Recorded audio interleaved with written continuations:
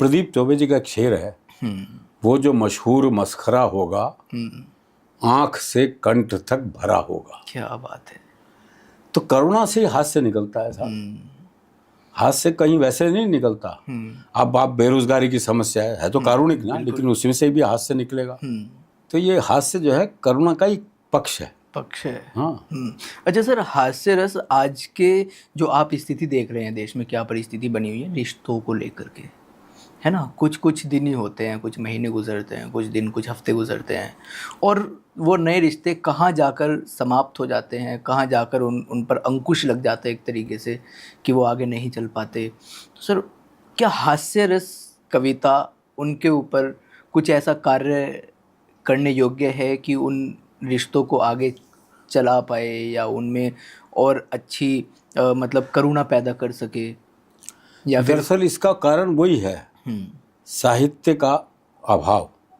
पत्रिकाओं का, मोबाइल में वैसे भी साहित्य, संवेदनाएं खत्म हो गई हैं, करुणा खत्म हो गई है। अब एक आदमी, मुझे ध्यान है, एक टीवी चैनल दिखा रहा था कि कोई आत्महत्या कर रहा था, उसने आग लगाई और वो चैनल वाला कैप्चर कर रहा है उसे। ये संवेदनहीनता है साहब। आप उसे बचाओ भाई पहले। आपको अपनी टीआरपी की ज़्यादा चिंता है, उसकी जान से ज़्यादा। तो ये जो पैसों की जो अंधी दौड़ आ गई ना, उसकी वजह से संवेदनहीनता आ गई है। आदमी संवेदनशील नहीं रहा, तो इस कारण से उसके लिए रिश्तों का कोई मतलब नहीं रहा। रिश्ते तो भावनात्मक होते हैं ना। सही बात। जब आप भावुक ही नहीं है अपने बहन के प्रति या अपने माँ के प्रति, अपने पिता के प्रति, अपने दोस्त के प्रति, अपनी पत्नी के प्रति आप में भावनाएं नहीं है, तो फिर संबंध कहाँ रह गया? संबंध तो भावनाओं से ही होता है ना। तो ये अभाव है। तो इस अभाव की पूर्ति जो है ना, वो अब घर में जैसे दादी नानी कहानी सुनाती थी बच्चों को, वो कहानियाँ कहाँ चली गई साहब? हम वहीं से ही हमने अपराध शुरू कर दिया।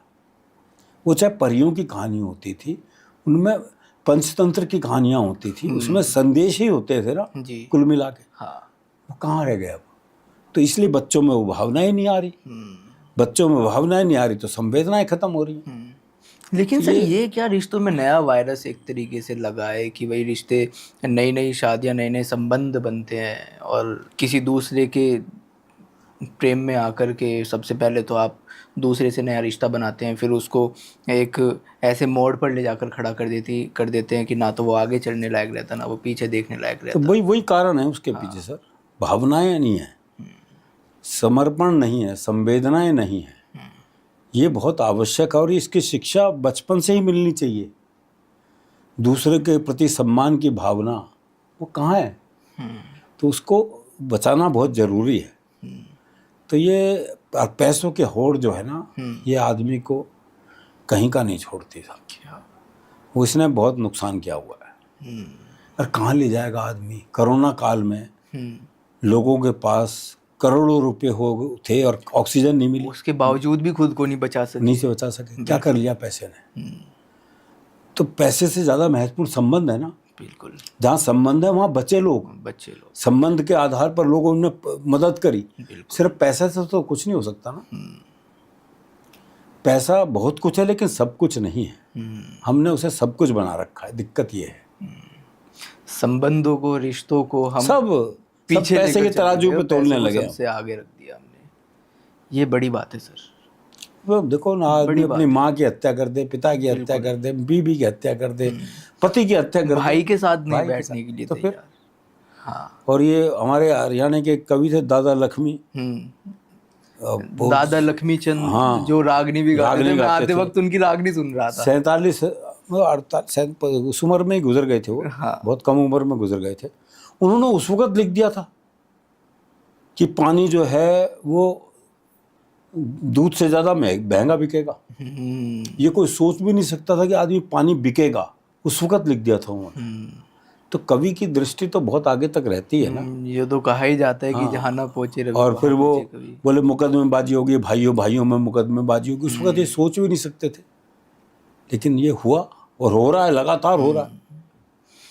हर दूसरे तीसरे घर में नज़ारा मिल जाएगा। बिल्कुल बिल्कुल बिल्कुल। वो कहा भी जाता है ना कि घर घर के मटियाले चूल्हे, बस है ना, वो वही पुरानी है। कहावत है। कहीं ना कहीं मैं भी थोड़ा बहुत इन चीज़ों से जुड़ा हुआ हूँ, क्योंकि अच्छी बात है। दादाजी भी मेरे मतलब गवर्नमेंट टीचर थे, अच्छा और नाना जी भी मेरे एक तरीके से मेजर रिटायर्ड थे फौज से। अच्छा। तो मेरे को शौक है सर थोड़ा सा ना कि मेरे बुजुर्ग पिताजी लोगों भी के टीचर साथ, रहे हैं। बुजुर्ग लोगों के साथ बैठने का। ये मेरे को नहीं पता किस लिए, मेरे को ये बहुत कुछ सीखने शौक को है। मिलता है उनसे। हाँ, मेरे को अच्छा लगता है कि मैं बैठूं कहीं जा वो करके किसी ने कहा भी है कि बुजुर्गों के पाँव दबाए हैं तब ये हुनर आया है। हाँ तो बुजुर्गों के पाँव दबाने से बहुत हुनर मिलता है भाई। बिल्कुल सर। जैसा भी आपने कहा, पैसे को हमने सबसे आगे रख दिया है, तो कहीं ना कहीं साहित्य में भी ये चीज़ झलकती है, बिल्कुल है, कवि सम्मेलनों में ये चीज़ झलकती बिल्कुल है ना। कवि सम्मेलन समाज से अलग थोड़ी है। तो सर कहीं ना कहीं जहाँ पर कवि सम्मेलनों को एक तरीके से हम समाज का दर्पण कहा करते थे, तो वो कितना आज के दौर में ये कहावत कितनी अपने मतलब खुद को बलबूते पर खड़ा किए हुए ये कहावत की जो कविताएं हैं, जो साहित्य है, वो समाज का दर्पण है, या फिर पैसे की आड़ में, पैसे की भूख ने इसको भी झुठला दिया है? नहीं, है तो समाज का, कविता और साहित्य समाज का दर्पण ही है। लेकिन जब समाज ही बिगड़ गया है तो दर्पण में भी तो वही चेहरा देखने को मिलेगा ना आपको। दर्पण तो वही चेहरा दिखाएगा जो आपका है। तो वही स्थिति है। वो साहित्य भी वो वैसा ही हो रहा है, इसीलिए हो रहा है कि समाज ऐसा हो गया। तो इसलिए वो तो क्या सर आज के दौर में यदि देखा जाए, जो अन्य कवि हैं या फिर आने वाले कवि हैं, युवा कवि हैं, कवि सम्मेलनों को एक तरीके से अपना रोजगार बना सकते हैं या नहीं बना सकते? इससे घर चल सकता है, नहीं चल सकता, या फिर इसके साथ में कोई अन्य रोजगार होना ज़रूरी है?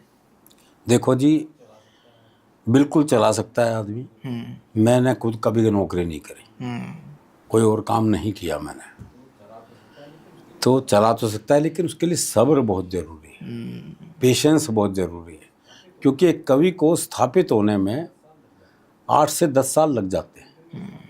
आप एक दिन में स्थापित नहीं हो सकते। फिल्म नहीं है कि एक फिल्म हिट हुई तो आप हिट हो गए, जबकि आप सोशल मीडिया हिट कर देता है, ऐसा नहीं है। बिल्कुल एक कविता हिट हो गई तो, लेकिन क्या है कि एक कविता के हिट होने से बात बनती नहीं है। सही बात। जब आपको मंच पर परफॉर्म करना है तो आधे पौने घंटे का मामला चाहिए, और वहाँ आप एक कविता के बाद फिर फुस हो जाओ तो क्या फ़ायदा है। तो इसलिए 8 से 10 साल एक कवि को स्थापित होने में लगते हैं। तो सब्र बहुत ज़रूरी है। पिछले कुछ सालों से एक चीज़ इस हास्य रस को लेकर के एक नई चीज़ आई है, जिसको हम कह देते हैं स्टैंड अप कॉमेडी। उसमें आप देख रहे हैं कि कितनी फूहड़ता परोसी जा रही है, किस स्तर तक जो वो स्टैंड अप कॉमेडी कर रहा है, जो परफॉर्मर है, वो किस हद तक गिर जा रहा है श्रोताओं को हंसाने के लिए। उनके लिए आप क्या कहेंगे? देखिए, उसमें एक दो लोग बहुत बेहतर भी हैं, ऐसा नहीं है। जैसे वरुण ग्रोवर है, वो बेहतर है, वो बात लेके आते हैं। बाकी तो सर गाली से तो शुरू होते हैं, हाँ, और गाली पे ख़त्म हो जाते हैं। वही गालियों से हास्य पैदा करना हमारी समझ से तो बाहर है भाई। इससे कोई कैसे हंस सकता है। लेकिन फिर भी वो एक युवा वर्ग बैठा होता है, वो हंसता है उन बातों पे, और वो फिर वहीं तक सीमित रह वहीं जाता तक सीमित रह जाता है। हाँ, कवि सम्मेलन में वो नहीं चल सकते, क्योंकि कवि सम्मेलन में लोग परिवार के साथ आते हैं। परिवार के साथ आते हैं। वो अपने माँ बाप बहन इनके साथ बैठा है, तो वो इस तरह की बातें नहीं सुन सकता। सही बात है। ये तो वहाँ तो कुछ लड़के बच्चे इकट्ठे करके वो सुना दिया बस। तो वो महिलाएं कई ऐसे हैं भाई, मैंने देखे हैं स्टैंड अप। वही बात वो सर। क्या बोल देते हैं भाई, हम तो समझ में नहीं आता। उनका भी परिवार होगा, घर में माँ बाप भी वो भी होंगे, देखते होंगे। वो भी देखते होंगे।